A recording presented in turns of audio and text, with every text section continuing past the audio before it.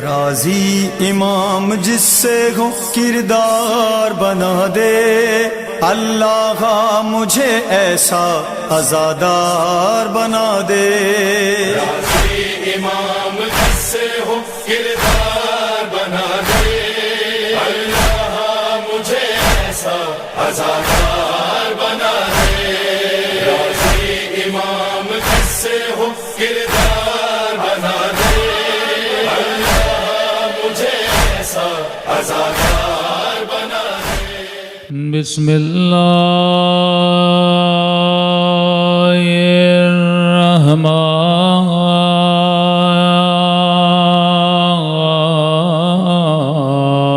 الرحیم۔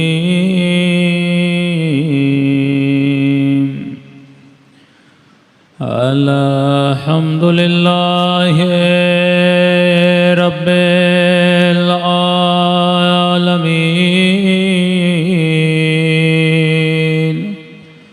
الحمد للہ کما هو اہلہ، الصلاۃ والسلام علی سید المرسلین وخاتم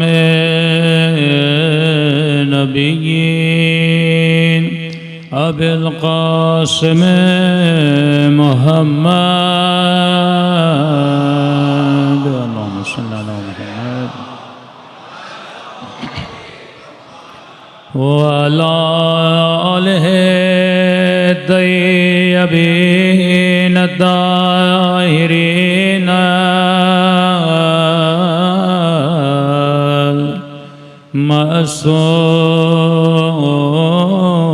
معصومین۔ سب مل کے دعائے امام زمانہ۔ الہی عظم البلاء وبرہ الخفاء وانکشف الغطاء وانقطع الرجاء وضاقت الأرض ومنعت السماء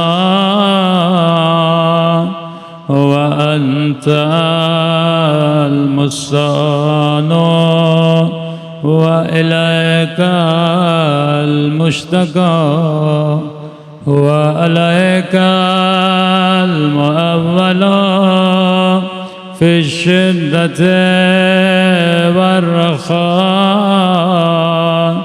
اللهم صل على محمد وآل محمد أولي الأمر الذين فرضت علينا طاعتهم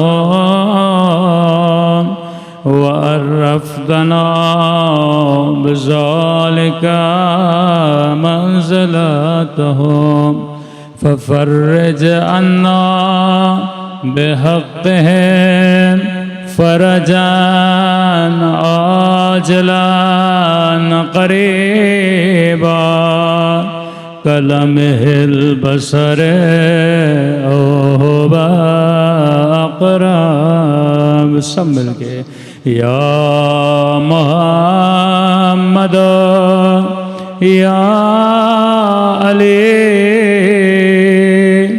یا علی یا محمد یا محمد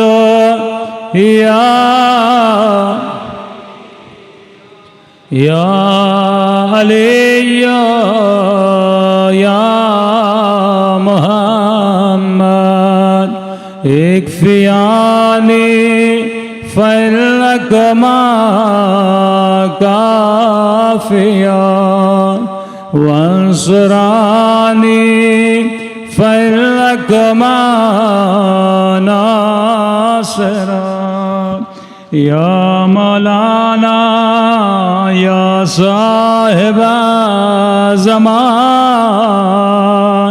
الغاث الغاث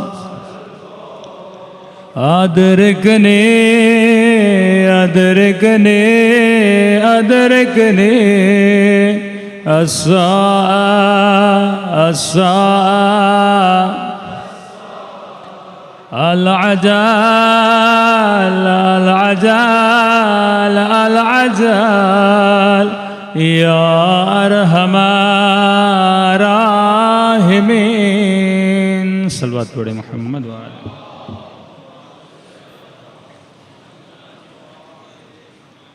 بسم اللہ الرحمن الرحیم رب اشرح لی صدری ویسر لی امری واحلل عقدۃ من لسانی یفقہوا قولی اما بعد فقد قال سبحانہ وتعالی فی محکم کتابہ المجید وفرقانہ الحمید وقولہ الحق وهو اصدق الصادقین بسم اللہ الرحمن الرحیم قد افلح من زکاہا وقد خواب من دسہا صلوات پڑھے محمد وعلی محمد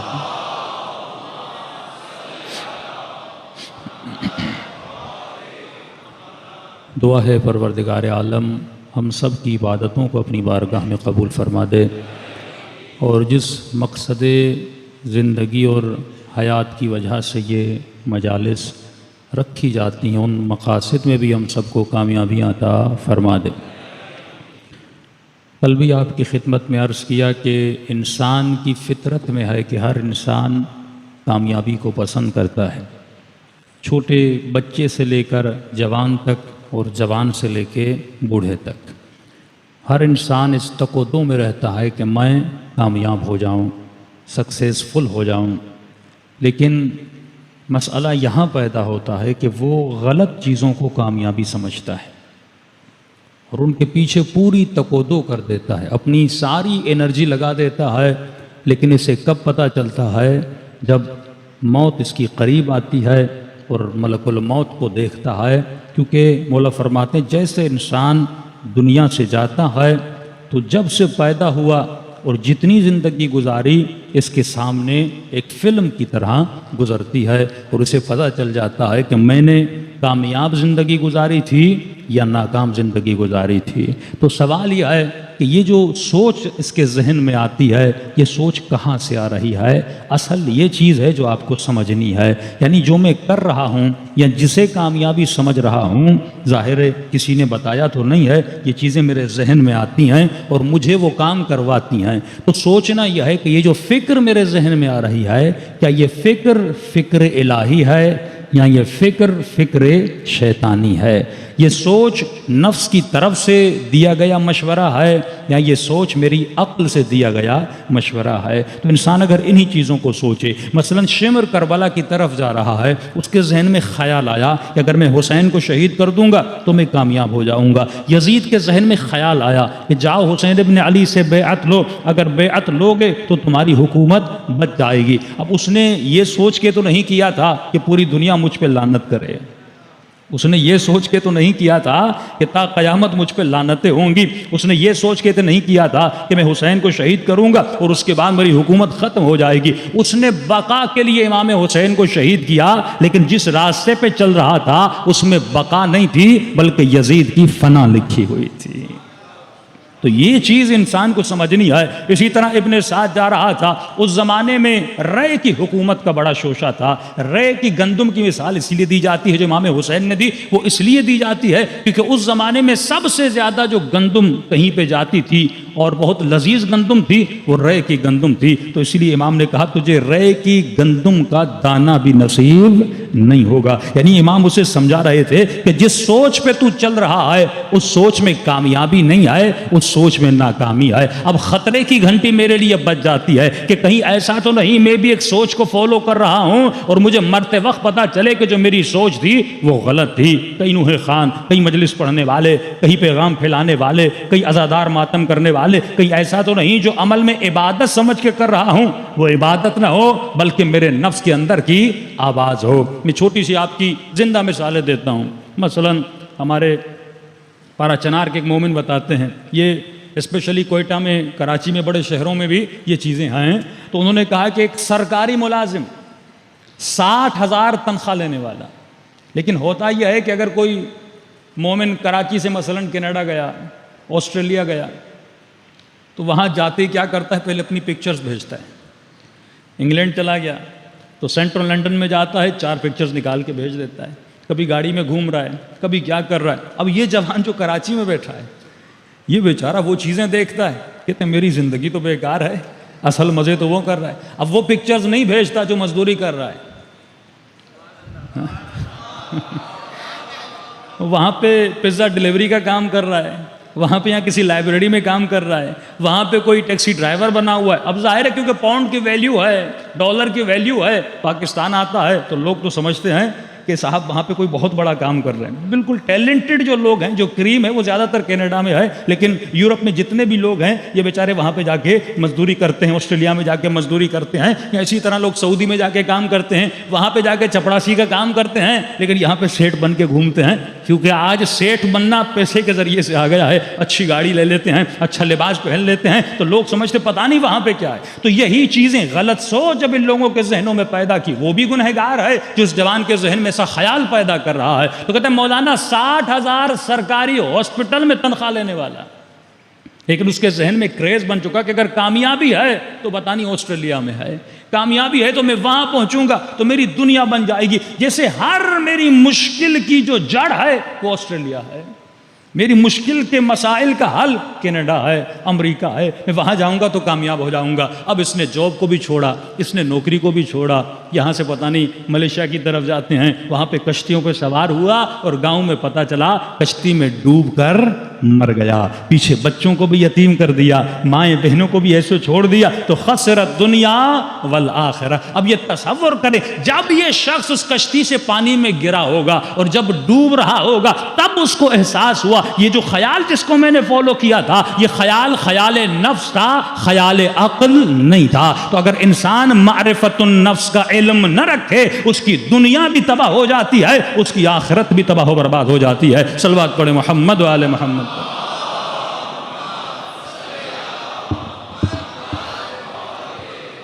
تو فرمایا نفس, یہ نفس اتنا خطرناک ہے, یہ تمہارے لیے چیزوں کو حسین بناتا ہے, تمہارے لیے لذتوں کو خلق کرتا ہے. اب یہ تمہاری سلیکشن ہونی چاہیے. ابن ملجم کی مثال, کربلا کی مثالیں آپ کے سامنے ہیں.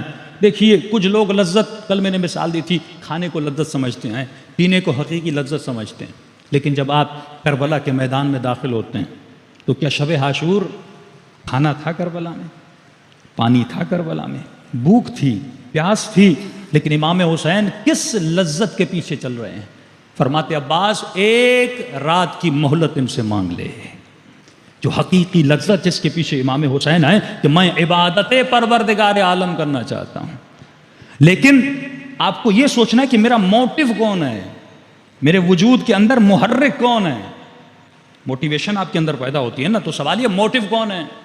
ایک مرتبہ مجلس میں آتے ہیں, آپ نے 4 باتیں نماز تہجد کی سنی, آپ کے اندر موٹیویشن پیدا ہوئی, آپ نے جا کے نماز تہجد پڑھی, تو موٹیو کون بنا؟ مجلس بنی. لیکن مجلسیں تو 10 دن ہیں, مجلسیں زیادہ سے زیادہ آپ 2 مہینے سنیں گے, لیکن پورا سال جو میں زندگی گزار رہا ہوں, مومن کو یہ سوچنا ہے کہ موٹیو کون ہے. تو آپ کا موٹیو اگر نفس ہے تو نفس کن چیزوں کے ذریعے سے موٹیویشن کرتا ہے, اس کے ٹولز کیا ہیں, اس کے ابزار کیا ہیں, وہ کن ذرائع کے ذریعے سے موٹیویشن کرتا ہے. تو آج اس زمانے میں سب سے بڑا ذریعہ جو نفس کی موٹیویشن کا ہے وہ کون سا ہے؟ وہ ٹی وی ہے, وہ میڈیا ہے, وہ موبائل ہے. بچوں پہ بھروسہ کریں, اچھی بات ہے, لیکن جب تک شعور اور عقل کامل اس بچے میں نہیں آتا اسے موبائل مت دیا کریں, اس بیٹی کو موبائل مت دیا کریں. اتنے واقعات ہیں جو میں ممبر سے بیان نہیں کر سکتا, ایسے واقعات جو مومنین فون کر کے بتاتے ہیں, خواتین فون کر کے بتاتے ہیں, ممبر سے نہیں بتا سکتے. ایک فون کال, ایک میسج ایسا چلا جاتا ہے, اس خاتون کی زندگی تباہ ہو جاتی ہے, اس جوان کی زندگی تباہ ہو جاتی ہے. کیوں؟ کیونکہ نفس جس ذریعے سے موٹیویشن کرتا ہے اس کے موٹیو کا ایک ذریعہ شہوت ہے. یہ پورا سسٹم ظلم اور دجالیت جو چل رہا ہے اس کا موٹیو کیا ہے؟ شہوت ہے۔ اس نے ہر چیز میں خاتون کو لا کر کیوں کھڑا کیا ہے؟ فلموں کا موٹیو کون ہے؟ انٹرٹینمنٹ میں موٹیو کون ہے؟ ان کے سانگز میں، ان کی ڈانس سے موٹیو کون ہے؟ کیونکہ ان کو پتا ہے کہ اس جوان کے وجود میں شہوت ہے، یہ جوانی کے عالم میں ہے، 15 سال سے لے کر 25 سال 27 سال تک اس کے وجود میں شہوت بھڑک رہی ہے، لہٰذا وہ اسی چیز کو استعمال کرتا ہے اور اس جوان کو گمراہی کے راستے پر لے جاتا ہے۔ اب باپ کو کیا پتا کہ بیٹا رات کو کمرے میں موبائل پہ کیا کر رہا ہے؟ والد کو کیا پتا؟ اب کس ذریعے سے یہ جوانوں کو گمراہ کرتے ہیں؟ اس کے ٹولز ہیں۔ ٹولز بنا ٹی وی۔ سب سے پہلے یہ ٹی وی جس چیز پر اٹیک کرتا ہے، میڈیا والوں کو پتا ہے کہ اگر ہم نے لوگوں کے مذہب کو چھوڑا تو جھگڑے ہو جائیں گے، تو وہ کبھی بھی آپ کے مذہب کو نہیں چھیڑیں گے۔ بریلویوں کو چھیڑ لیں گے، بریلوی مولوی بولنا شروع ہو جائیں گے۔ شیعوں کے اوپر کچھ بول دیا، مثلا امام موسیٰ کاظم کا واقعہ، آپ یہ واقعات پاکستان میں تھوڑے تھوڑے ہو رہے ہیں تو آپ دیکھیں پورے شیعہ بھڑک جاتے ہیں، جلوس نکلنا شروع ہو جاتے ہیں، اسٹیٹمنٹ دینا ہم شروع ہو جاتے ہیں۔ تو میڈیا اور دنیا کو، ویسٹرن ورلڈ کو پتا ہے رسول خدا کا ایک خاکہ بنایا، لوگ روڈوں پہ نکل آئے۔ تو یہ کبھی کبھی کرتے ہیں آپ کے ایمان کو ٹیسٹ کرنے کے لیے، لیکن انہوں نے کہا لوگوں کے مذہب کو نہیں چھیڑو، کیونکہ یہ اپنے مذہب پہ بڑے سینسیٹیو ہیں۔ کہا کس چیز کو چھیڑا جائے؟ کہا ان کے فرہنگ کو تباہ کرو، ان کے کلچر کو تباہ کرو۔ کلچر جیسے تباہ ہوگا، کیونکہ جب انسان کلچر لیس ہو جائے، اس کا کلچر ویسٹرنائز ہو جائے تو آٹومیٹیکلی یہ کیا ہو جاتا ہے؟ بے دین ہو جاتا ہے۔ اب اسلام آباد یا بڑے شہروں میں آپ چلے جائیے، لبنان وغیرہ دوسری جگہ پہ خاتون دیکھیں گے اس نے اسکارف بھی پہنا ہوا ہے، لیکن اس نے اوپر سے ٹائٹ شرٹ اور نیچے سے ٹائٹ جینز پہنی ہوئی ہے۔ تو اس نے کیا کر دیا؟ اس کے کلچر کو مس کر دیا، جو کلچر اسلامی کلچر تھا، جو تصور حجاب تھا، یعنی اس کا اسکارف جو یہ خاتون پہنتی، اس اسکارف کو شریعت کا جز نہ بناؤ، کلچر کا جز بنا دو، یعنی اسکارف فیشن میں آ جائے۔ اتنے سالوں سے مولانا بول رہے تھے بھائی داڑھی رکھو، داڑھی رکھو، داڑھی رکھو، کوئی رکھ نہیں رہا تھا، لیکن جب کسی بڑے ایکٹر نے داڑھی رکھنا شروع کر دی تو فیشن میں آ گیا نا۔ اب جب فیشن آ گیا ہر کوئی رکھ رہا ہے اور خوش بھی ہو رہا ہے کہ فیشن کا فیشن بن گیا، مذہب کا مذہب بن گیا، تو ایسی داڑھی پہ اہل بیت لعنت بھیجتے ہیں جو اللہ کے لیے نہ ہو، کسی ایکٹر کے لیے رکھی جائے۔ ہاں، کلچر مت بناؤ دین کو، وہ کلچر کے ذریعے سے وارد ہوتے ہیں، تمہاری نسلوں کو تباہ و برباد کر دیتے ہیں، بچیوں کے حیا کو تباہ و برباد کر دیتے ہیں، جوانوں کی غیرت کو تباہ و برباد کر دیتے ہیں۔ کہ میں نے کئی سال پہلے آپ کو مثال دی تھی کہ ایک آئی کانٹیکٹ کا جو تصور یونیورسٹیز میں، مختلف بچے جو یونیورسٹی میں پڑھتے ہیں کہ بیٹا کانفیڈنس پیدا کرنا ہے تو آئی کانٹیکٹ ہونا چاہیے۔ اب ظاہر ہے کو ایجوکیشن ہے، بچہ بچیاں ساتھ پڑھ رہے ہیں، آپ کی بیٹی بھی وہاں ہے، آپ کے بچے بھی وہاں ہیں، اب جب وہ کانفرنس دیتے ہیں وہاں پہ تو آئی کانٹیکٹ ہونا چاہیے۔ جیسے میں خطیب ہوں تو خطیب کے لیے خطابت کا تقاضا ہے کہ اس کا آئی کانٹیکٹ ہو، میں آج خط کو دے کے پڑھوں تو آپ کی طرف توجہ نہیں رہے گی، تو وہ خطیب جو آئی کانٹیکٹ نہیں کرتا اس میں کانفیڈنس نہیں ہوتا، یہ خطابت کا فن ہے۔ لیکن اگر یہ کہا جائے کہ تمہیں اگر کانفرنس دینی ہے تو آئی کانٹیکٹ کا ہونا ضروری ہے، اس کا مطلب یہ بچہ جب بات کر رہا ہے تو سامنے ایک بچی اس کی کلیگ کھڑی ہوئی ہے تو یہ آپس میں کیا کریں؟ آئی کانٹیکٹ کریں۔ تو یہ خاتون فون کرتی مولانا میں کروں تو کیا کروں؟ ٹیچر نے پابند کیا کہ میں بات کرتی ہوں، نظروں کو جھکا کے بات کرتی ہوں، کتنی تمہارے اندر کانفیڈنس نہیں ہے۔ تو ایسی چیزیں لائی جاتی ہیں تاکہ جوانوں کے حیا کو کیا کیا جائے؟ ختم کر دیا جائے۔ یہی فیمنزم کی آوازیں کیوں اٹھ رہی ہیں؟ پاکستان میں آپ لوگوں کو اتنا محسوس نہیں ہو رہا کیونکہ یہاں نیا نیا فیمنزم آیا ہے، لیکن ہم اس زمانے سے ایران گئے تھے جب خاتمی کی حکومت تھی رفسنجانی کے بعد، تو اس وقت فیمنزم عروج پہ تھا کہ ایران کی بڑی بڑی ہستیاں، یعنی آپ یہ سمجھے آغا رفسنجانی کی جو بیٹی ہیں وہ بھی فیمنزم کا شکار ہو چکی تھیں۔ اس زمانے میں ایران میں فیمنزم تھا، تو یہ چیزیں ہم دیکھ چکے ہیں۔ یعنی آج جو چیزیں پاکستان میں کی جا رہی ہیں یہ چیزیں ایران میں آج سے کوئی 15 سال پہلے وہ اپلائی کر چکے ہیں اور ان چیزوں میں کامیاب بھی ہو چکے ہیں، ایرانی جوانوں کو بے دین بھی کر چکے ہیں کہ اتنا اثر فیمنزم کا تہران میں ہو چکا کہ تہران کا شہردار جیسے یہاں ناظم ہوتا ہے، وہ الیکشن میں جب کھڑا ہوتا ہے تو جیتنے کے لیے، خواتین کا جو مائنڈ سیٹ تھا وہ بن چکا تھا، بار بار یہ کمپیریزن کرنا کہ مرد آگے ہے خاتون پیچھے ہے، تو انہوں نے مجبوراً، کیونکہ ایران میں پاکستان میں جب آپ بسوں میں بیٹھتے ہیں تو خواتین آگے بیٹھتی ہیں، مرد پیچھے ہوتے ہیں، لیکن ایران میں کیا ہوتا ہے کہ مرد آگے ہوتے ہیں، خواتین پیچھے ہوتی ہیں۔ اسلامی تصور بھی یہی ہے کہ مرد کو خاتون کے پیچھے نہیں بیٹھنا چاہیے، نگاہ تاکہ خواتین پہ نہ پڑے، لیکن یہاں پہ کیونکہ حجاب کا کانسیپٹ بھی ہے، لیکن وہاں پہ بسیں تو اوپن ہوتی ہیں، تو انہوں نے صرف فیمنزم کے تأثر میں آ کر، فیمنزم کا اتنا پریشر تھا تہران کے اس الیکشن میں، اس نے بسوں کی ترتیب بدل دی، آگے فرسٹ لیڈیز، آگے خواتین کو رکھا اور پیچھے مردوں کو رکھا۔ کبھی کبھی یہ میڈیا اتنا اسٹرانگ ہو جاتا ہے کہ جہاں اسلامی حکومت نافذ ہے لیکن وہاں کے حکمران بھی دھوکے میں آ جاتے ہیں کیونکہ یہ اتنے اسٹرانگ ہیں. یہ بار بار جو حساس چیزیں ہیں اس کو پوائنٹ آؤٹ کرتے ہیں اور اسلامی کلچر کو بدلنے کی کوشش کرتے ہیں. صلوات پڑھیں محمد و آل محمد پر.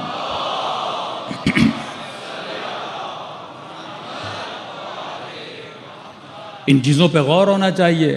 وہ زمانہ گزر گیا کہ ہم صرف مجلسوں کے ذریعے لوگوں کی ہدایت کریں. آپ کا بچہ کتنے گھنٹے مجلس میں آتا ہے؟ 1 گھنٹہ 2 گھنٹہ. ہمارے یہاں اگر شیعہ چینلز بنا بھی رہے ہیں تو نیوز چینل بنا رہے ہیں. تو نیوز کو کتنے گھنٹے دیکھے گا؟ اور اس میں آپ شیعہ پیور نیوز چلانا بھی چاہو تو ساری سینسر ہو جاتی ہیں. فرقہ واریت میں بات چلی جاتی ہے, لپیٹ سپیٹ کر آپ کو بات کرنی پڑتی ہے. لیکن سوال یہ ہے, میری ماں, میری بہن, میری بیٹی, اس کی انٹرٹینمنٹ کیا ہے؟ اصل جس کو تربیت کرنی ہے, جس کے اندر معرفت النفس ہونی چاہیے, وہ خاتون ہے. وہ آپ کے بچوں کو پالے گی, وہ آپ کے بچوں کو بڑی کرے گی. لیکن اس کی تربیت کہاں سے ہونی ہے؟ وہ 6-6 گھنٹے 4-4 گھنٹے ڈیلی کوئی نہ کوئی ڈرامہ دیکھتی ہے. آپ کے بچے کوئی نہ کوئی کارٹون دیکھتے ہیں. تو آج تک کسی مومن کو یہ خیال کیوں نہیں آتا؟ ہمارے انویسٹرز نے بینک پاکستان میں بنا دیے, مختلف کمپنیاں بنا دیں, اس میں ان کا فائدہ ہے. لیکن تم نے کون سا ایسا بزنس کیا جس میں قوم کا فائدہ ہو؟ کون سا ایسا بزنس کیا جس میں قوم کے بچے اور جوانوں کا فائدہ ہو؟ نیوز چینلز ہیں ہمارے شیعوں کے ماشاءاللہ, لیکن کوئی ڈرامہ چینل نہیں ہے. یہ تصور ہی نہیں ہے نا. ظاہر ہے جب تم گیپ رکھو گے. اب ان کے یہاں ہوتا کیا ہے, لوگوں کو پتہ نہیں ڈرامے بنتے کیسے ہیں.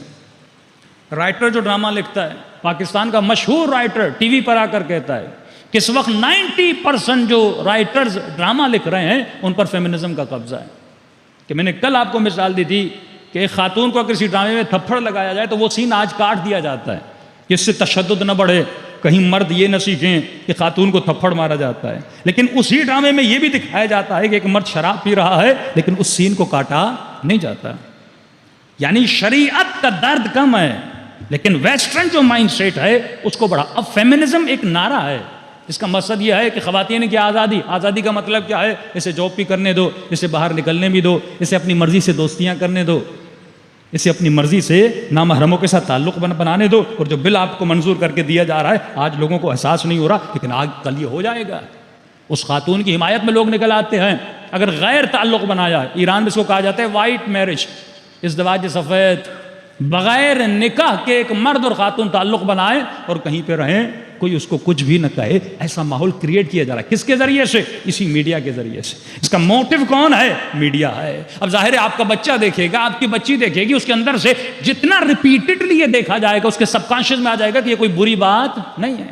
بھئی آپ کا بچہ جھوٹ بولتا ہے تو والد ٹوکتا ہے نا کہ بیٹا جھوٹ مت بولو, بری بات ہے.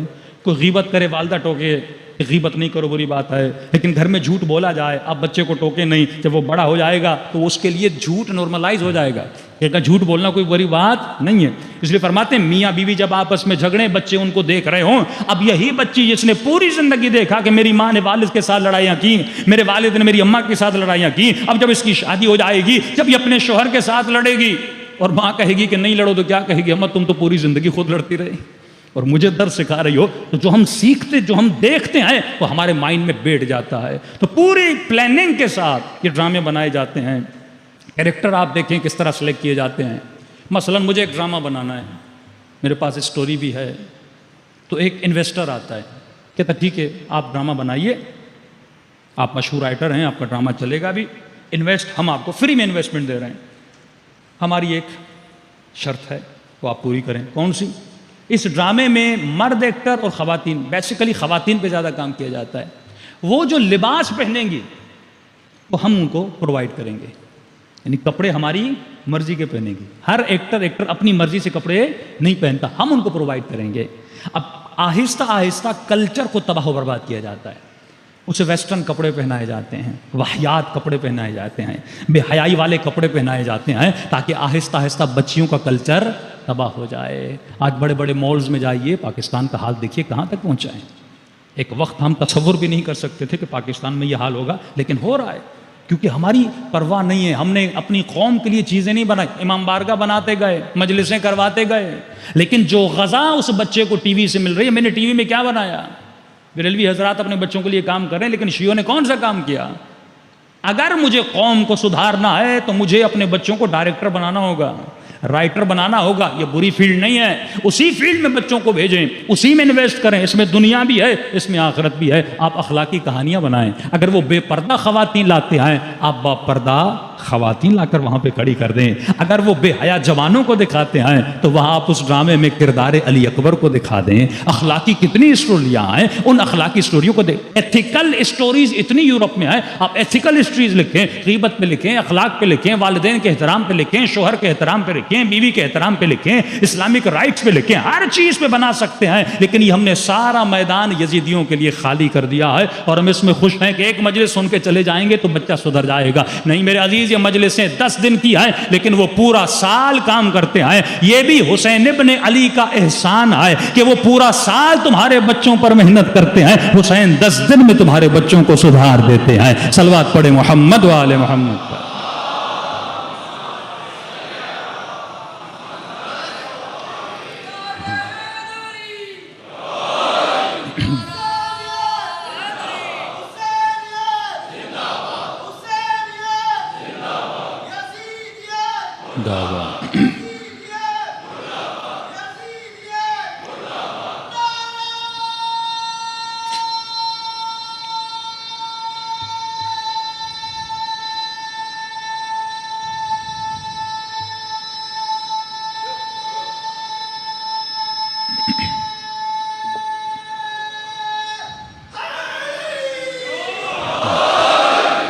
تو انسان کو سوچنا چاہیے کہ مجھے اپنی قوم کے لیے کیا کرنا ہے۔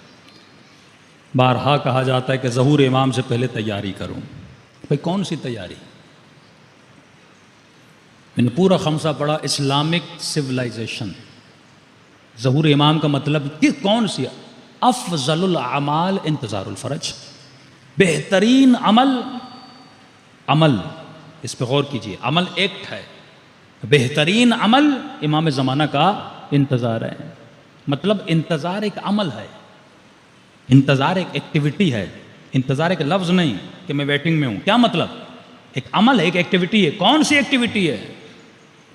کہ تم حکومت الہی کے لیے زمینہ سازی کرو۔ امام زمانہ آئیں گے، کون سی حکومت نافذ کریں گے؟ کہ جس حکومت میں کوئی بچہ گناہ نہیں کرے گا، جس حکومت میں بچے والدین کے ساتھ اخلاق سے ہوں گے، خواتین میں حیا ہوگا، بچوں میں غیرت ہوگی، تعلیم اعلیٰ ترین ہوگی، تو مولا ایسا کیا کریں گے؟ یقیناً یہ جتنے ٹولز ہیں مولا ان کو بدلیں گے۔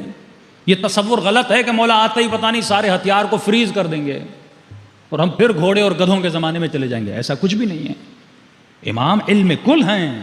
یہ جو ٹیکنالوجی آج ہے اس سے زیادہ ٹیکنالوجی لائیں گے، یہ جو سائنس آج ہے اس سے زیادہ سائنس مولا لا کر لوگوں کو بتائیں گے کہ کوئی امام کل ہے۔ کہ انگریز سائنسدان بھی کہتا ہے کاش میں علی کے زمانے میں ہوتا اور میں علی سے سوال کرتا، میرے سارے مسائل حل ہو جاتے۔ دنیا کے سب سے بڑے بڑے دانشور امام سے کلاسیں اٹینڈ کریں گے، اور وہ زمانہ جو ٹیکنالوجی کا ہوگا جس کا تصور کوئی انسان کر بھی نہیں سکتا۔ مولا کیا کریں گے؟ انہی چیزوں کو صحیح کریں گے۔ اب اسلامک سویلائزیشن میں چند چیزیں آتی ہیں۔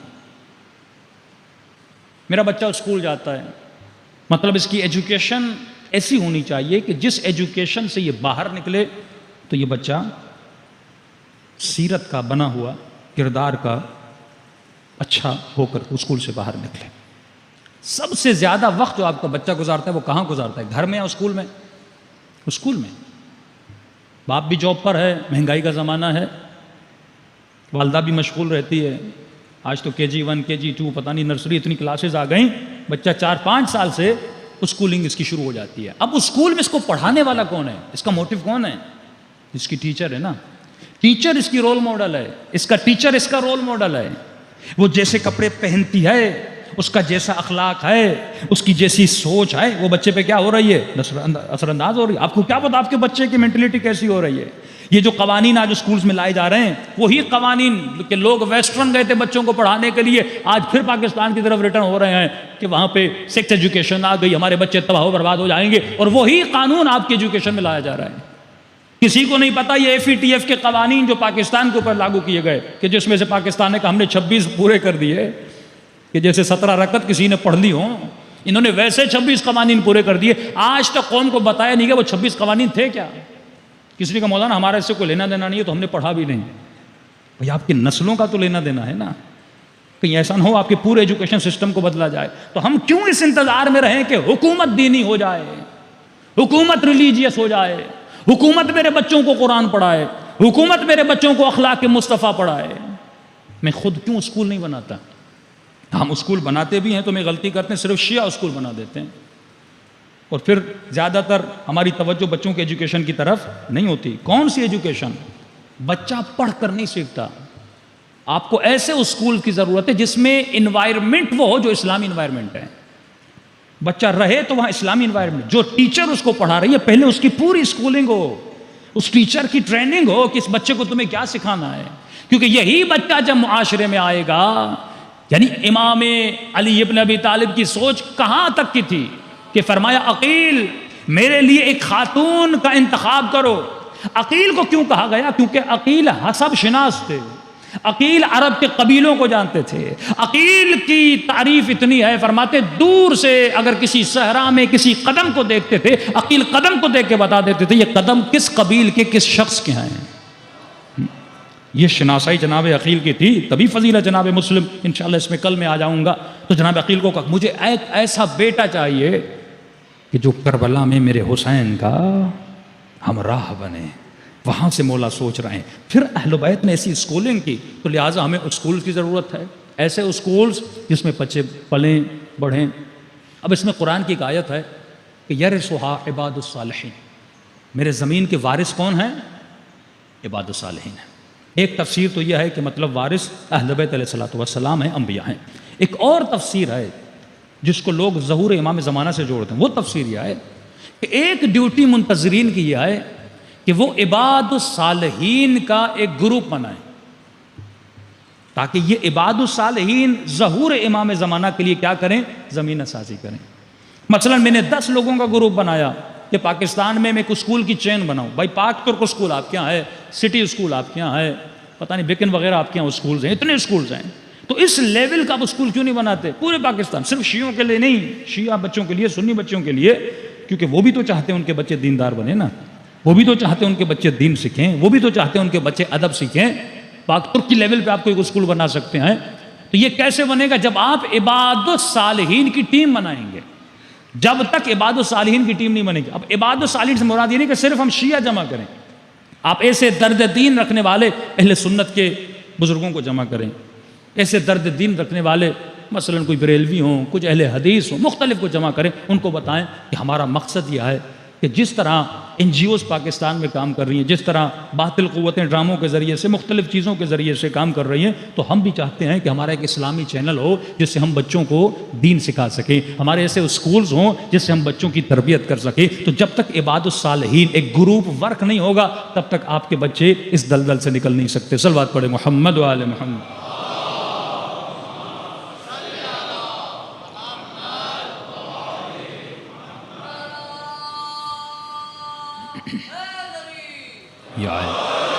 تبھی فرمایا از تو حرکت از خدا برکت. لیکن یہ جذبہ کب پیدا ہوگا؟ جب انسان معرفت النفس پر آئے گا. کوئی بھی یہ کام نہیں کر سکتا جب تک انسان کے اندر درد پیدا نہ ہو, دین کا درد, جو درد امام حسین کے وجود میں تھا. نماز مولا کی اپنی جگہ صحیح, روزہ صحیح, حج صحیح, عمرہ کر رہے ہیں, عبادت کر رہے ہیں, پوری رات اللہ کے ساتھ راز و نیاز کر رہے ہیں, بچے مولا کے سامنے ہیں, بیٹیاں سامنے ہیں, بہنیں سامنے ہیں, اتنے قداور بھائی سامنے ہیں. کیا ضرورت امام حسین کو مدینے سے نکل کر کربلا جانے کی؟ یہ درد تھا قوم کا جس نے امام کو مدینے سے کربلا بھیجا. جب تک ہمارے سرمایہ داروں کے دلوں میں درد پیدا نہ ہو, ہمارے مالدار لوگوں کے دلوں میں درد پیدا نہ ہو, اس لیے قرآن کہتا ہے الذی جمع مالہ وعددہ, جس انسان نے مال جمع کیا اور متعدد کرتا گیا, 1 گھر 2 گھر 4 گھر, 1 گاڑی 10 گاڑیاں, بڑھاتا گیا. اللہ کہتا ہے میں ایسے بندے کو جہنم کی آگ کا ایندھن بنا دوں گا, ایندھن بنا دوں گا.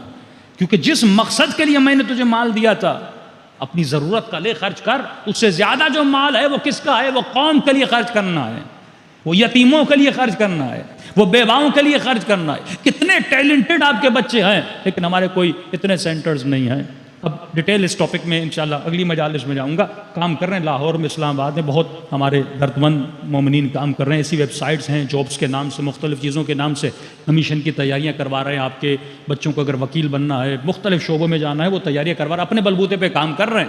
لیکن یہ تب تک صحیح نہیں ہوگا جب تک ہم سوسائٹی میں ایک چھوٹی سی مثال دوں. ہم ایران میں جب تھے تو بچیاں اسکول میں پڑھتی تھیں. اب وہاں سے پہلی کلاس سے لے کر بچے بچیاں کا سلسلہ الگ ہوتا ہے. تو بچی کا اسکول الگ ہوتا ہے، لڑکوں کا اسکول الگ ہوتا ہے. وہیں سے ان کی ٹریننگ شروع ہو جاتی ہے. لیکن کافی مولانا کہتے ہیں مولانا جب ہم پاکستان آئے، اب آپ نے اگر 15-20 اسکول کراچی میں بنا دیے ہیں، لیکن یہ سارے اسکول پورے پاکستان میں تو نہیں ہیں. بھائی 4 لوگ جا کے مدرسے میں مولوی بنیں گے نا، 10 لوگ جا کے مدرسے میں مولوی بنیں گے.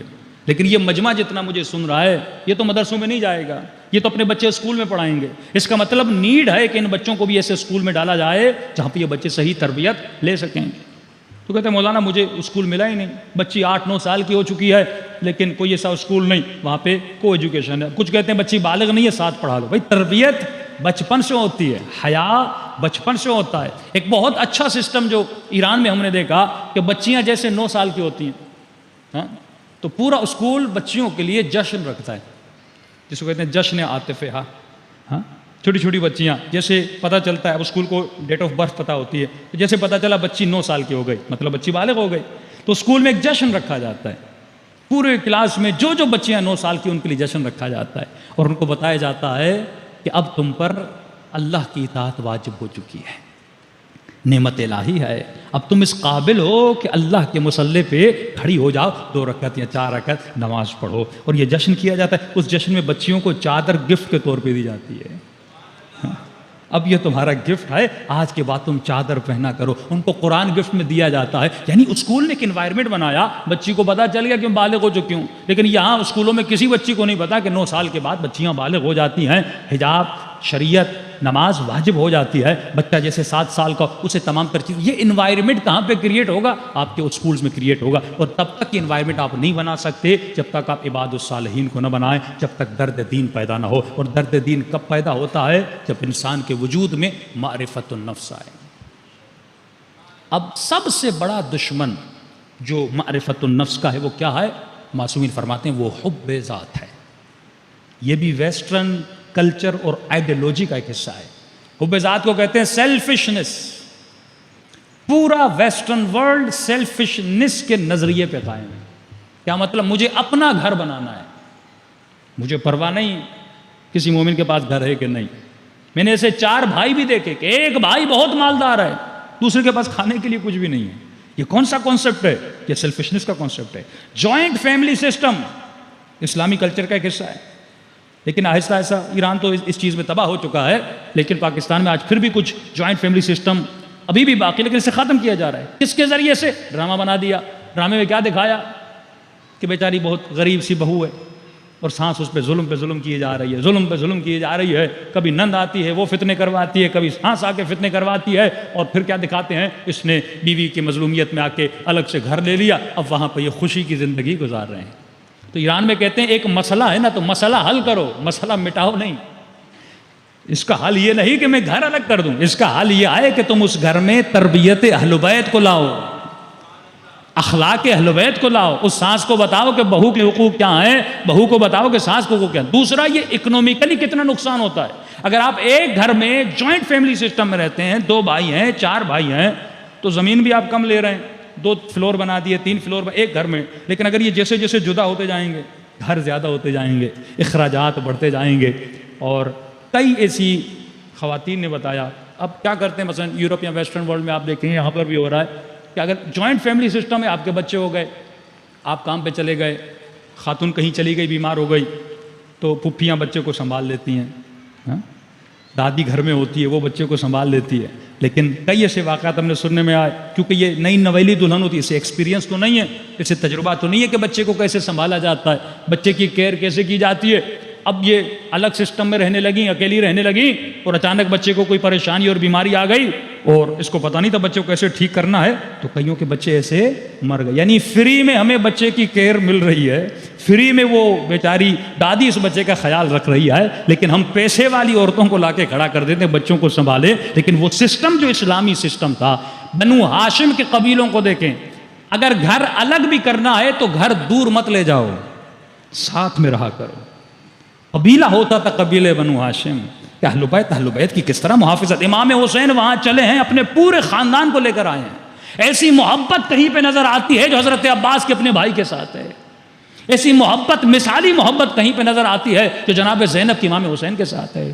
یہ صرف اس لیے نہیں، اہل بیت کی روش یہ تھی کہ بھائیوں میں محبت ہو، بہن کی بھائی سے محبت ہو. اپنا گھر بار چھوڑ کے بھی زینب آتی ہیں امام حسین کے لیے. یہ اخلاق اہل بیت تھا. میں حسین کروں لیکن گھر میں یہ اخلاق نہ ہو. بھائی کی بھائی سے نہیں بنتی، بیٹے کی باپ سے نہیں بنتی، بہن کی بھائی سے نہیں بنتی. تو امام فرماتے ہیں جب تمہارے گھروں کے سسٹم میں صلہ رحم نہیں ہے تو تم ہم سے توقع نہ کیا کرو کہ ہم بھی اپنی زیارت تجھے کرائیں. صلوات پڑھے محمد و آل محمد.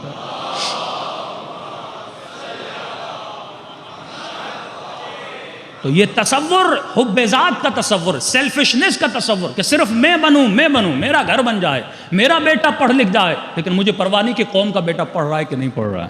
میں صرف اپنا مال جمع کروں. اور عجیب کانسیپٹ ہے کہ جب مال بھی جمع ہوتا ہے تو زیرو بڑھتے ہیں نا. اگر میرے اکاؤنٹ میں 10,000 ہے، زیرو بڑھاتے جائیں تو یہ ملینز میں چیز چلی جائے گی. تو مال بڑھنے سے زیرو بڑھ رہے ہیں اور کوئی چیز تمہاری زندگی میں نہیں بڑھ رہی. مال بھی تب کام کا ہے جب یہ مال تمہاری آخرت کو بنائے. اگر آخرت نہیں بنا رہا تو اس مال کا کوئی فائدہ نہیں ہے. سیلفشنس کا تصور کہ امریکہ نے اپنی بقا کے لیے، کہ ہمارے وزیر اعظم صاحب ہر جگہ کہتے پھرتے ہیں 70,000 پاکستانی مروا دیے، 70,000 پاکستانی مروا دیے. کس کے لیے مروائے؟ امریکہ کے لیے. امریکہ آیا کیوں؟ اپنی بقا کے لیے. سیلفشنس کا تصور یہ ہے کہ میرا ملک بچے، باقی ہر ملک تباہ ہوتا ہے تو ہو جائے، افغانستان تباہ ہوتا ہے تو ہو جائے، بس میرا ملک بچ جائے. یہ سیلفشنس کا تصور ہے. لیکن حسین کا تصور کیا ہے؟ اگر حسین کو شہادت ملتی ہے تو مل جائے، لیکن قوم کو بقا مل جائے. اگر سیدہ زینب کی چادر جاتی ہے تو جائے، لیکن قوم کی بچیوں کی چادریں بچ جائیں. اگر عباس جیسے بھائی کے بازو قلم ہوتے ہیں تو ہو جائے، لیکن قوم کے جوان بچوں کے بازوؤں میں امانت آ جائے.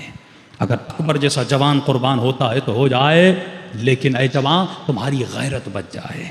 وہاں ایثار کا جذبہ ہے، وہاں قربانی کا جذبہ ہے، وہاں دینے کا جذبہ ہے. کیونکہ اے انسان تیرا کچھ بھی نہیں ہے، سب کچھ پروردگار عالم کا ہے. تو جب حب ذات آتی ہے تو مختلف بیماریاں جنم لیتی ہیں. جتنے بھی قوم کے اختلافات ہیں، کیونکہ یہ نفس کا ایسا بدبخت ہے جو عالم کے اندر بھی ہے، جاہل کے اندر بھی ہے، جوان کے اندر بھی ہے، بوڑھے کے اندر بھی ہے. اور یہ نفس مختلف ذریعوں سے تمہاری زندگیوں کو تباہ و برباد کر دیتا ہے. صلوات پڑھے محمد و آل محمد.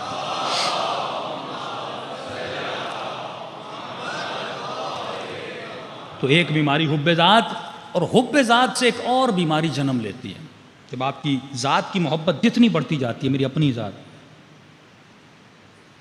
کہ امام نے فرمایا بے وقوف کی ایک نشانی ہے اسے اپنی تعریف بڑی اچھی لگتی ہے. کوئی میرے سامنے آ کے میری تعریف کرے، یہ غذائے نفس ہے. فرمایا بچا کرو اپنی تعریف سے. اور آج کل تو لوگ ایسے، کوئی اپنی تعریف نہیں کر رہا، وہ خود ہی اپنی تعریف کرنا شروع ہو جاتے ہیں. کہ کوئی کر نہیں رہا تو میں 4 اپنی خوبیاں بیان کر دوں، میں 4 اپنی اچھائیاں بیان کر دوں. بھئی خوبیاں اگر کرنی ہیں تو اللہ کے سامنے کرو نا. اچھا بننا ہے تو رب کے سامنے بنو نا. تو اس سے ایک اور چیز جنم لیتی ہے جس کا نام ہے ریاکاری. آج اس ریاکاری کی بلا سے نہ مولوی بچا ہوا ہے، کیونکہ یہ زمانہ ریاکاری کا زمانہ ہے. جو VIP کلچر، یہ بھی ایک ویسٹرن کلچر ہے کہ حکمران سے لے کر ہمارے مولویوں تک سب اسی ریاکاری کی بلا میں مبتلا ہے. ریاکاری آتی کیوں ہے؟ ریا خود کو دکھانا. مولا فرماتے ہیں کہ لا فتنۃ اعظم من الریا. ریا سے بڑا کوئی فتنہ ہو ہی نہیں سکتا. مطلب میرا موٹو لوگ ہیں، خدا نہیں ہے. میں جو کر رہا ہوں وہ لوگوں کے لیے کر رہا ہوں، پروردگار عالم کے لیے نہیں کر رہا.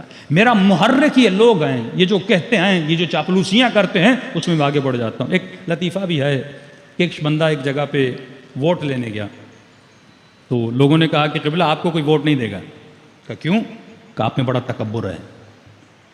آپ لوگوں کو سمجھتے نہیں ہیں، آپ سب کچھ خود کو سمجھتے ہیں.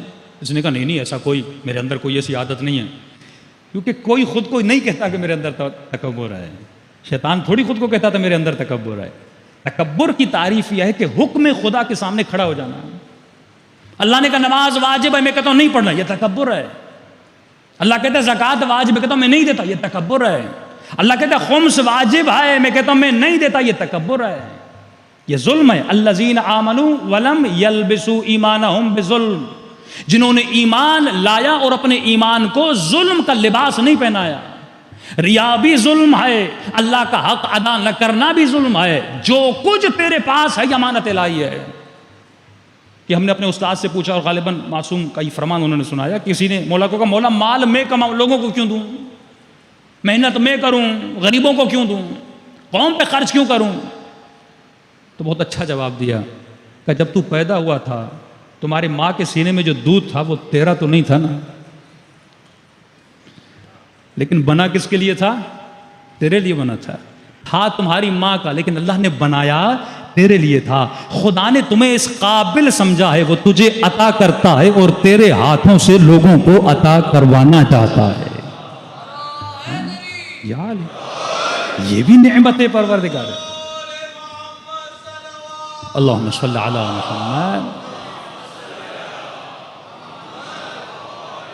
محمد وجل وسلموا تسلیما. جس میں تکبر ہے وہ حکم خدا کے سامنے کھڑا ہو جاتا ہے، جس میں تکبر ہے وہ واجبات خدا کو ادا نہیں کرتا. اس نے کہا بھائی میرے اندر تو کوئی تکبر نہیں ہے، کہ آپ ثابت کریں کہ آپ کے اندر تکبر نہیں ہے. اس نے بہت بڑا جلسہ کیا، لوگوں کو بلایا، لوگ جمع ہوئے، کھانا شانا کھلایا.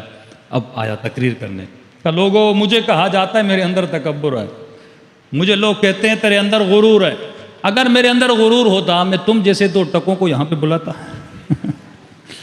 تو جس بندے کے اندر تکبر ہوتا ہے اسے فیل بھی نہیں ہوتا کہ میرے اندر تکبر ہے. حسین اگر تکبر کرتے تو آقا حسین کرتے نا، جن کے پاس کچھ تھا، علم تھا، عصمت تھی، کرامت تھی، اعجاز الہی ان کو ملا ہوا تھا، ولایت الہی ملا ہوا تھا. لیکن وہ کیا فرماتے ہیں؟ انا اقل الاقلین بل اقل من الذرہ. اے خدا میں سب سے چھوٹا ہوں بلکہ ذرے سے بھی چھوٹا ہوں. رسول خدا کے سامنے مولا علی آتے کیا فرماتے ہیں؟ انا عبد من عبید محمد. دعائے صحیفہ سجادیہ پڑھیے، کون سی اعجازی اور انکساری ہے. بھائی تکبر اگر کسی کو جچتا ہے تو صرف پروردگار عالم کو جچتا ہے. جو ریا کرتا ہے وہ سب سے بڑے فتنے میں مبتلا ہو جاتا ہے. تمہارے سارے اعمال کس کے لیے ہونے چاہیے؟ پروردگار عالم کے لیے ہونے چاہیے. ریا کو شرک کیوں کہا گیا؟ کیونکہ جو ریا کرتا ہے وہ نفع اور نقصان کا مالک کس کو سمجھتا ہے؟ لوگوں کو سمجھتا ہے. لیکن اگر تو نفع اور نقصان کا مالک خدا کو سمجھتا. مباہلہ ہو رہا ہے، عیسائی علماء رسول خدا سے ملنے آتے ہیں، رسول خدا ملنے کے لیے تیار نہیں ہے. اصحاب جمع ہوتے ہیں، یا رسول اللہ یہ مباہلہ کرنے آئے ہیں، مناظرہ کرنے آئے ہیں، آپ کیوں نہیں ملتے؟ رسول خدا نے فرمایا انہوں نے جاہ و جمال کا لباس پہنا ہوا ہے، یہ ریاکاری کرنے آئے ہیں. ایسا لباس کیوں پہنانے آئے ہیں؟ لوگوں کو اس لباس سے متاثر کرنا چاہتے ہیں. میں ان سے نہیں ملوں گا جب تک یہ اپنا لباس نہیں بدل دیتے. تو رسول جب کسی مسیحی سے جو ریاکار اس سے نہیں ملتے تو مولا علی کسی مومن سے کیسے ملیں گے جس کے اندر یہ صفات ہیں؟ صلوات پڑھے محمد و آل محمد.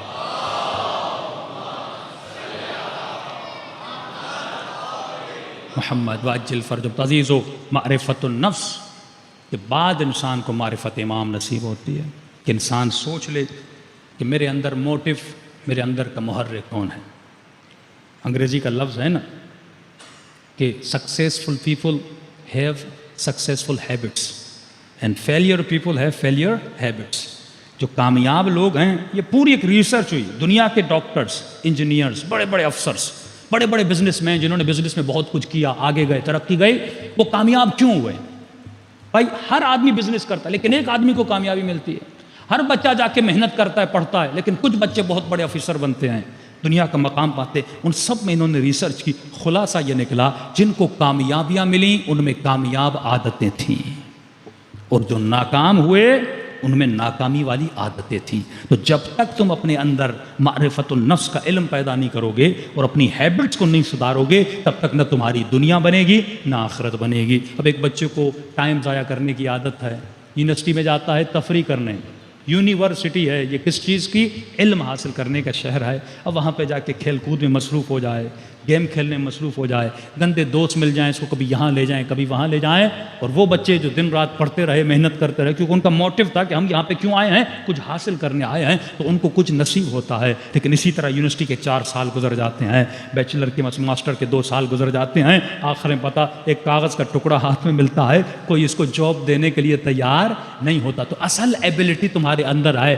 اللہ کا وعدہ ہے کہ جس انسان میں ہنر ہے, جس انسان میں علم ہے, خدا اسے کبھی بھی بھوکا نہیں رکھتا. وہی لوگ پوری زندگی چپڑاسی بنتے ہیں, نوکر بنتے ہیں, لوگوں کے دروں کے دھکے کھاتے ہیں. جس انسان نے اپنی اصلاح نہیں کی, تو اصلاح کرنے سے آپ کی دنیا بھی آباد ہوتی ہے, آپ کی آخرت بھی آباد ہوتی ہے. صلوات پڑھیں محمد و آل محمد پر.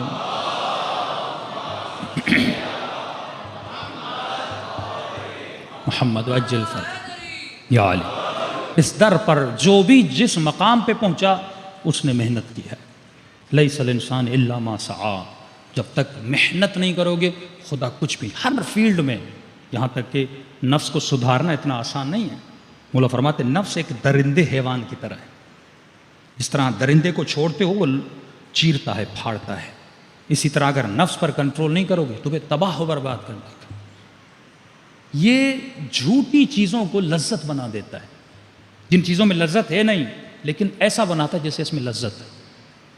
مثلا شراب کو لذت کا وسیلہ بناتا ہے, گمراہ کرتا ہے. جو شراب پیے گا اسے لذت ملے گی. لیکن فرماتے ہیں ہر وہ چیز, یہ میں سائنٹیفکلی بات کر رہا ہوں, ہر وہ چیز جسے خدا نے حرام کیا ہے آپ سائنٹیفکلی اسے حلال ثابت کر کے دکھائیں, اور ہر وہ چیز جسے خدا نے حلال کیا ہے سائنٹیفکلی آپ اسے حلال ثابت کر کے دکھائیں. شراب جسے خدا نے کہا کہ اس کے تھوڑے فائدے ہیں لیکن نقصانات زیادہ ہیں, سائنس نے بھی ثابت کیا کہ شرابی لوگ ہیں کڈنیز فیل ہو جاتی ہیں. شراب انسان کی عقل کو تباہ و برباد کرتا ہے, انسان کے ارادے کو ختم کر دیتا ہے. جب انسان شراب میں آتا ہے نہ اللہ کی شناس رہتی ہے نہ والدین کی شناس رہتی ہے.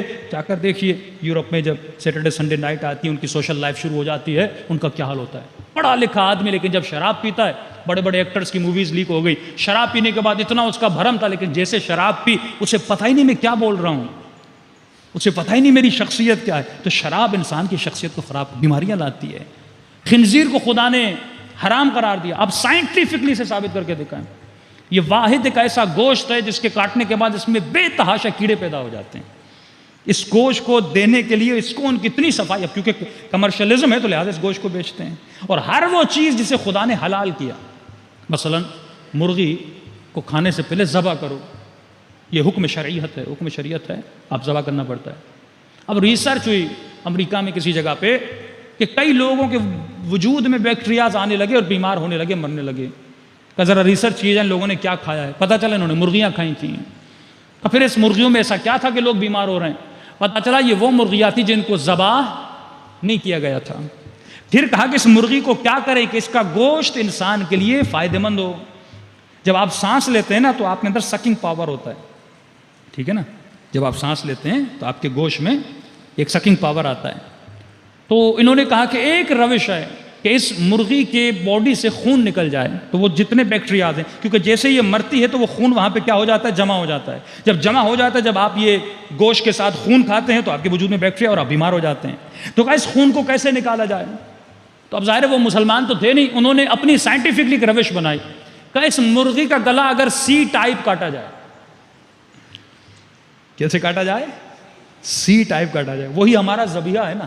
اب اگر یہ کہتے کہ مسلمانوں کی طرح ذبح کیا جائے تو سارے لوگ مسلمان بن جاتے. انہوں نے ایک اپنی اصطلاح بنائی کہ سی ٹائپ کاٹا جائے, کیونکہ جب گلا کاٹا جاتا ہے ایک نبض ابھی بھی ہوتی ہے, سکنگ پاور ختم نہیں ہوتا, اور اس کے ذریعے سے جتنا بھی خون ہے اس کی باڈی سے باہر کرا جاتا ہے اور اس مرغی کا تزکیہ ہو جاتا ہے. تو ہر وہ چیز جو شریعت نے بتائی اس میں ہمارے جسم کا فائدہ بھی ہے, اس میں ہماری آخرت کا فائدہ بھی ہے. صلوات پڑھیں محمد و آل محمد.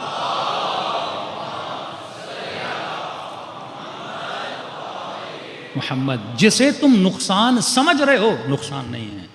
ہر وہ چیز جو اللہ نے واجب کی, ہر وہ چیز جو اللہ نے واجب کی, اس میں تمہارا نقصان نہیں ہے, اس میں تمہارا فائدہ. دنیا بنتی ہے, آخرت بنتی ہے, زندگیوں میں برکتیں نازل ہوتی ہیں. کتنے واقعات آپ کے سامنے اہل بیت علیہ الصلوۃ والسلام کے, کہ فرماتے جب تم اللہ کی اطاعت کرتے ہو تو لوگ کتنا پیسہ خرچ کرتے ہیں تاکہ 4 لوگ ہمیں جان جائیں، ہمارا نام ہو جائے، اشتہار لگواتے ہیں، پبلسٹی کرتے ہیں کہ لوگ ہمیں جان جائیں، لوگ ہمیں جان جائیں۔ لیکن یہ بتاؤ امام حسین نے کون سا خرچہ کیا؟ مولا علی نے کون سا خرچہ کیا؟ انہوں نے بس زندگی میں ایک کام کیا کہ دنیا اللہ کو جان جائے، اور اللہ کا وعدہ ہے جب تم میرے لیے کرتے ہو میں تمہاری محبت لوگوں کے دلوں میں ڈال دیتا ہوں۔ آج پوری کائنات میں اگر کسی شخصیت کے لیے سب سے زیادہ مجالس ہوتی ہیں وہ امام حسین کے لیے ہوتی ہیں۔ فرماتے ہیں عزاداری 60 ہجری سے شروع نہیں ہوئی، یہ عزاداری کی ابتدا جناب نوح کا نام ہے نوح۔ نوح مطلب سب سے زیادہ نوحہ کرنے والا، سب سے زیادہ رونے والا۔ فرمایا حضرت نوح کوزے بناتے تھے، مٹکے بناتے تھے۔ ایک شخص آیا، اس نے نوح سے مٹکا خریدا، خریدنے کے بعد اس نے نوح کے سامنے مٹکے کو توڑ دیا۔ اب یہ قصہ ہے عذاب نوح کے بعد والا۔ پھر حضرت نوح نے کہا مجھے دوسرا مٹکا دو، حضرت نوح نے دوسرا مٹکا دیا، اس نے دوسرا توڑ دیا، چوتھا توڑ دیا۔ حضرت نوح نے کہا بندے خدا کیا کر رہے ہو، کیوں میرے مٹکے توڑ رہے ہو؟ اس نے کہا نوح میں نے خریدا ہے، قیمت بڑھاؤ، جتنی قیمت دو گے اتنا دوں گا، لیکن خرید کے پھر توڑوں گا، تمہیں کیوں تکلیف ہو رہی ہے، تم نے تو بیچ دیا۔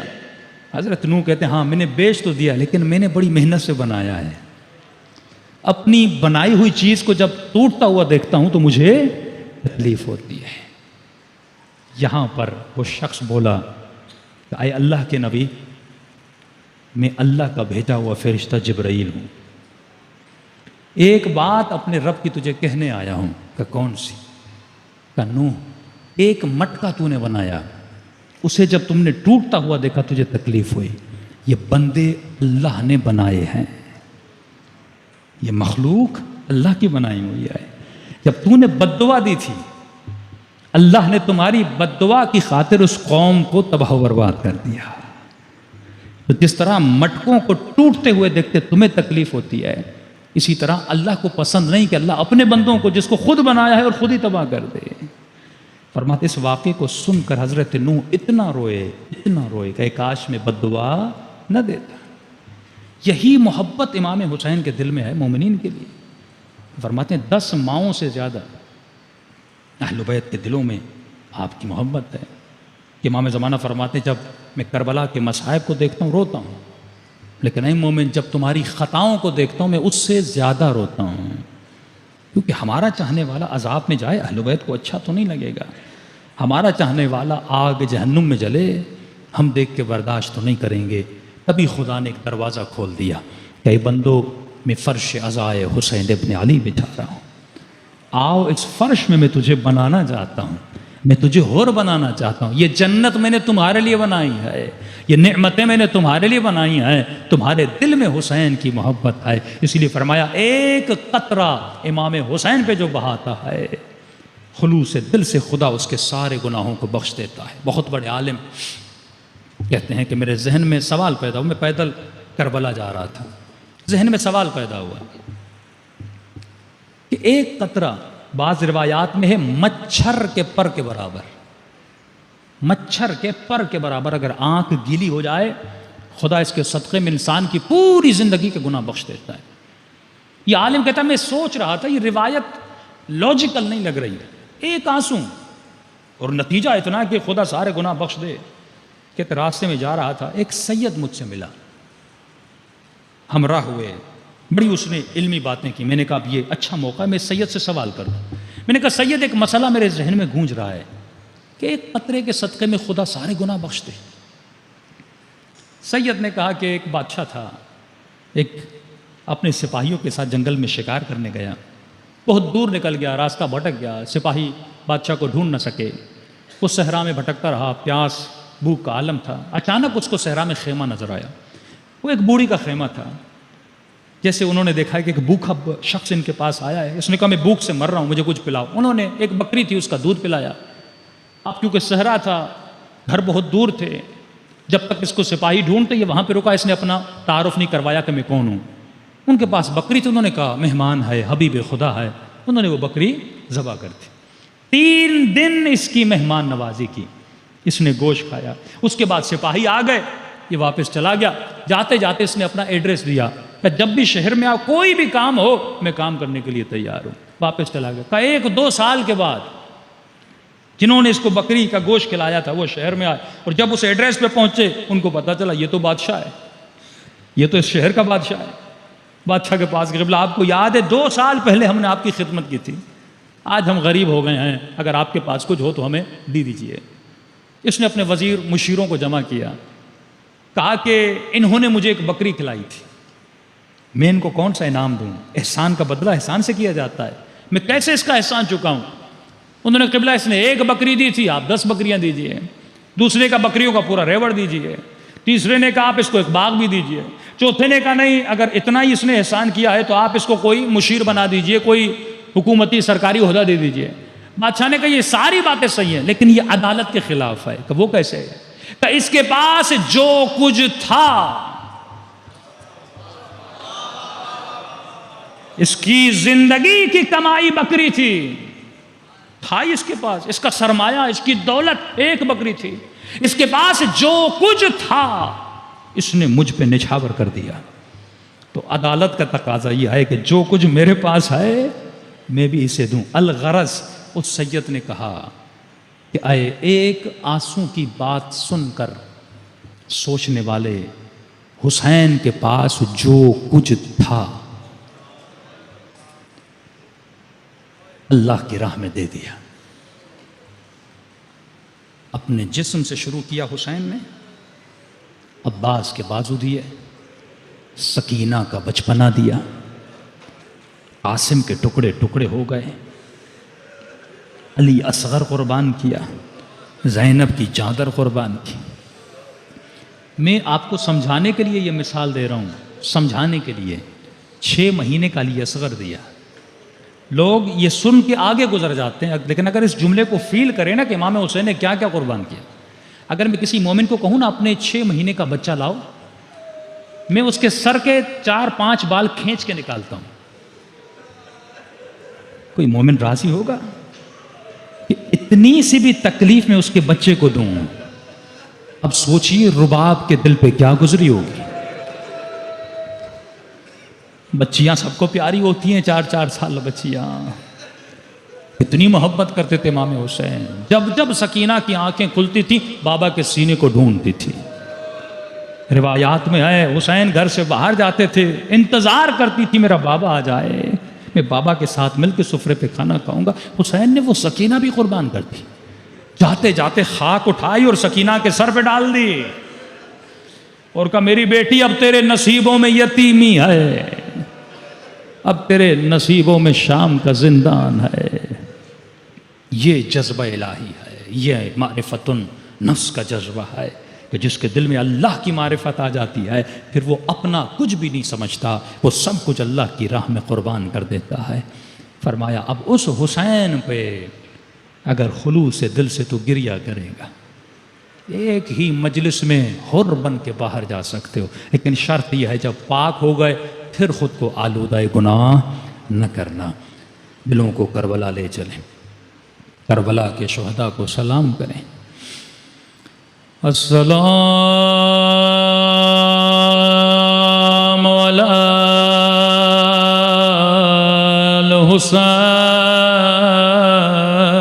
الحسین وعلی علی ابن الحسین وعلی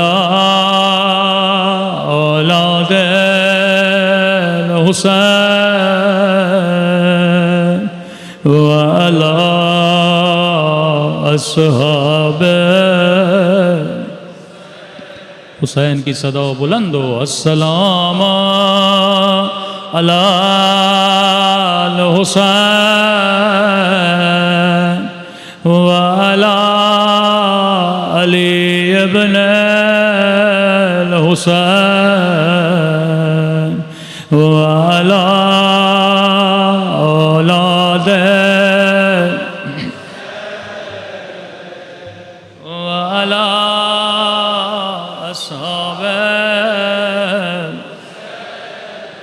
بلند آواز سے السلام علی الحسین وعلی علی ابن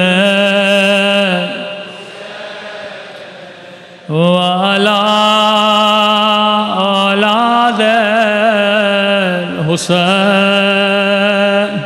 وعلی اصحاب میرا سلام ہو زینب کی لٹی ہوئی چادر پہ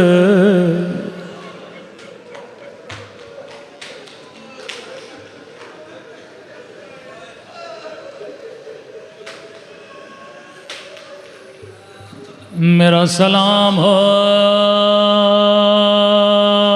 سکینہ کی یتیمی پہ اللہ کسی بچی کو بابا کا زخمی بدن نہ دکھائے سنو گے کتنے کریم ہیں امام حسین کربلا میں ایسے لوگ بھی تھے جب ہر کا لشکر حسین سے ملا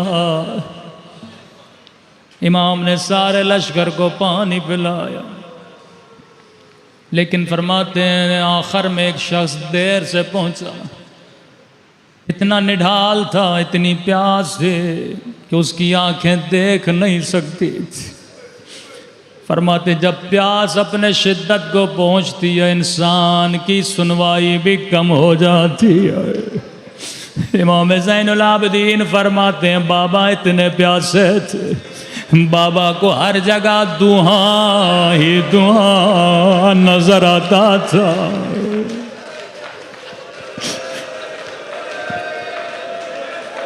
تبھی جب علی اکبر کے جنازے پہ جانے کا وقت ہوا اتنی مرتبہ حسین گرے آخر میں آواز دی ادعونی یا بنیا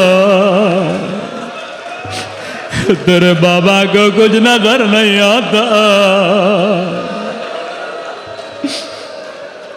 امام نے 3 مرتبہ اس شخص کو کہا اونٹ سے نیچے آ جا پانی پی لے لیکن اسے سنائی نہیں دے رہا آخر میں حسین خود آگے بڑھے اس کے اونٹ کو لٹایا اس شخص کو اپنے ہاتھوں سے پانی پلایا لیکن تاریخ کربلا لکھتی ہے جسے حسین نے پانی پلایا تھا اسی ملعون نے شام غریبہ حسین کے سر پہ پتھر مارا تھا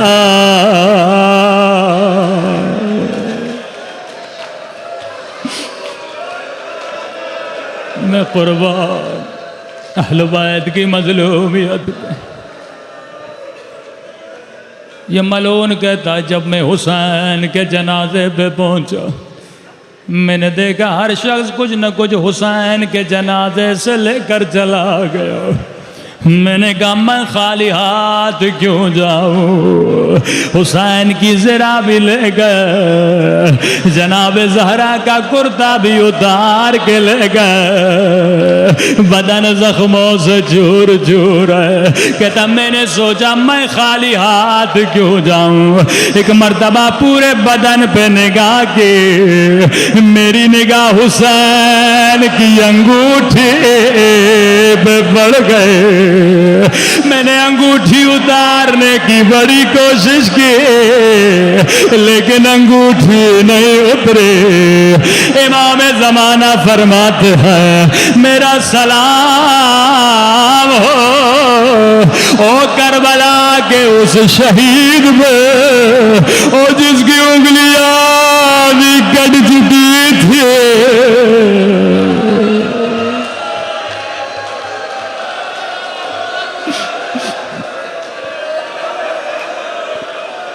قدیمی مومنوں آپ سن کے برداشت نہیں کر پا رہے مجھے نہیں پتا 4 سالہ بچی نے بابا کو اس حال میں کیسے دیکھا ہوگا، اور سیدہ زینب نے حسین کو کیسے دیکھا ہوگا۔ اس لیے امام زمانہ فرماتے ہیں مومن جب بھی آنکھوں میں آنسو ہوں سب سے پہلی دعا میرے ظہور کی دعا کیا کرو کہ مولا خدا کو کون سا واسطہ دوں، کہ جب بھی دعا کرو خدا کو 2 واسطے دیا کرو، ایک میری پھپھی زینب کا، دوسرا میری 4 سالہ سکینہ کا۔ خدا یہ واسطہ کبھی رد نہیں کرتا، لیکن آج میں خدا کو صغرا کا واسطہ دینا چاہتا ہوں، جو مدینے میں بابا بابا کر کے رو رہی ہے۔ خلاصہ بیان کروں گا۔ امام نے فرمایا عباس میری بیٹی بیمار ہے، صغرا کی 4 پائی گھر کے دروازے پہ رکھ دو، ہر بیوی کو کہو صغرا سے خدا حافظ کرے۔ ایک ایک بیوی آتی تھی صغرا کو سینے سے لگاتی تھی، خدا حافظ کر کے چلی جاتی تھی، گھر کی چابیاں صغرا کے حوالے کرتی تھی۔ آخر میں بی بی زینب کی باری آئی، صغرا کو سینے سے لگایا، درد بھری آواز میں کہا صغرا زندگی رہی تو پھر ملیں گے۔ جناب صغرا نے پھپھی کا دامن پکڑ لیا، رو کر کا پھپھی اماں میں سمجھ گئے اب میرا بابا واپس نہیں آئے گا، اب میرا علی اکبر واپس نہیں آئے گا۔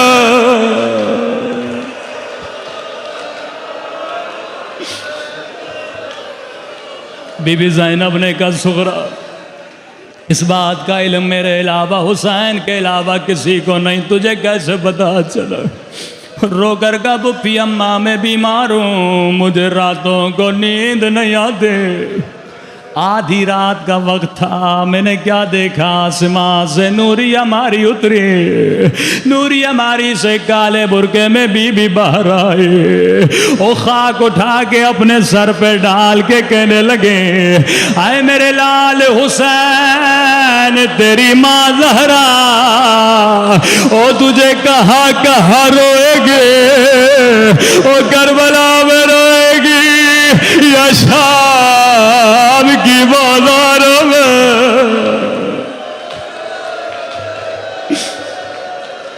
پھپھی اماں سیدہ زینب آپ کی طرح بڑا روئی، جلدی کا عباس مجھے حسین کو بلا کر لا۔ امام حسین آئے، فرمایا بھیا حسین میں صغرا کا خیال رکھوں گی، اگر بیمار ہے میں کھانا کھلاؤں گی، میں تیمارداری کروں گی۔ امام حسین نے فرمایا بہن زینب میرا بھی دل ہے میں صغرا کو لے کر چلوں، لیکن زینب حسین کی مجبوری سمجھو۔ کیسی مجبوری؟ فرمایا بہن زینب جتنے بچے چل رہے ہیں کسی کی شکل بھیا حسن سے ملتی ہے، کسی کی شکل بابا علی سے ملتی ہے، کسی کی شکل نانا رسول خدا سے ملتی ہے۔ او بہن زینب میں امام ہوں، او میرے جانے کے بعد تیرے ہاتھوں میں ہتھ کڑیاں، او تیرے سروں سے چادر، او تجھے شرابی کے دربار میں لے جایا جائے گا۔ او بہن زینب میری صغرا کی شکل او میری اماں زہرا سے ملتی ہے، او میری جاتا میری اماں کی شبیہ او شرابی کے دربار میں۔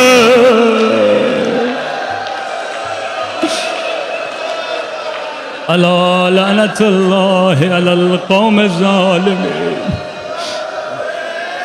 پروردگار تجھے حسین کی دونوں یتیمہ بچیوں کا واسطہ اس مجلس سے کوئی خالی ہاتھ نہ جائے۔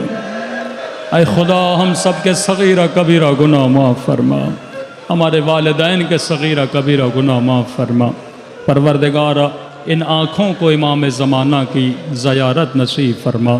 ربنا تقبل منا انک انت السمیع العلیم.